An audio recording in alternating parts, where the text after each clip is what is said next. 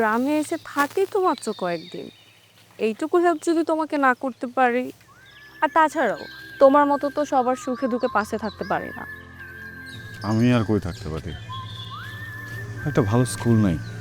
Next জেনারেশনের এডুকেশনের কী অবস্থা হবে তুমি বুঝতেছো? হ্যাঁ, এইখানে পড়ালেখা করে বাইরে গিয়ে ইউনিভার্সিটি চান্স পাবে? পাবে না তো। একটা হসপিটাল নেই, আমার অঞ্চলের মানুষগুলো চিকিৎসা পাচ্ছে না। কেমনটা লাগে? সবাই দৌড়ে গেছে সিস্টেমের পিছনে। সিস্টেমের কাঠি যেদিকে নড়ে সবাই ওদিকে নড়ে। এইভাবে হয় নাকি? তারপরও কিছু কিছু মানুষ আছে যারা নিজের ক্যালিবার দিয়ে সিস্টেম ভেঙে বের হয়ে যাচ্ছে। ওরা দেশে থাকতে চায় না, ওরা বিদেশে চলে যায়, ওখানে গিয়ে ক্যারিয়ার করে। আমার দেশের লাভটা কি হলো বলো?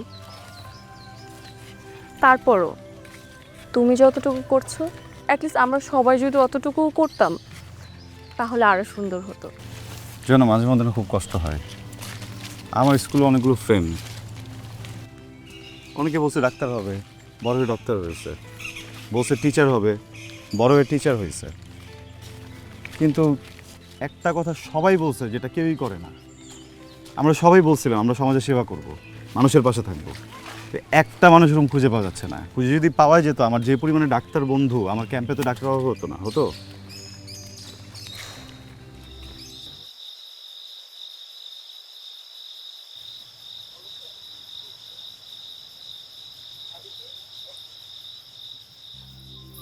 এত ইমার্জেন্সি ডাকার কারণ কি? রেনো আর বলো না, ওই আমার বুবু, উনি হয়তো তোমাদের বাড়িতে যেতে পারে, বুঝছো? এই কথা যেভাবে ডাকছো, আমি তো ভাবছি কি না কি হয়ে গেছে। ওই তো আমাদের বাসায় যেতেই পারে। যেতে পারে, কিন্তু অন্যভাবে যেতে চাই। অন্যভাবে? আর ওই যে বাড়ি বিলাই মোবাইল চাপতেছিল, চাপতে চাপতে বুবুর সামনে তোমার ছবি বের করে ফেলছে। বুবু তো ভাবতেছে তোমার ভিতরে মনে হয় কিছু একটা চলে।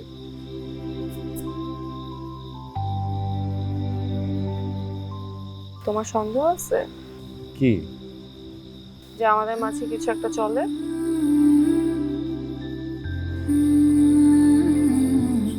হুম, চলে, আমাদের মাঝে চলে, কিন্তু ওটা ভয় চলে, বুঝছো? ভীতি চলে, হারানোর ভয়। কারণ যদি ভিতরে ভিতরে কিছু একটা কাজ করে, সেটা বলতে হয় না, বললে ওটা হারায় যায়। হ্যাঁ? এই এই এই হারানোর ভয়। ভীত প্রেমিক, কিউট। আচ্ছা যাও, আজকে থেকে তোমার ভয় দূর করে দিলাম। আজকে থেকে আমাকে ভালোবাসবে। মানে?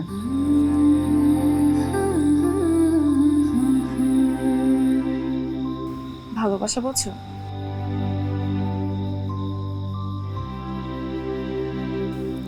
কিভাবে ভালোবাসতে হয় বলছো?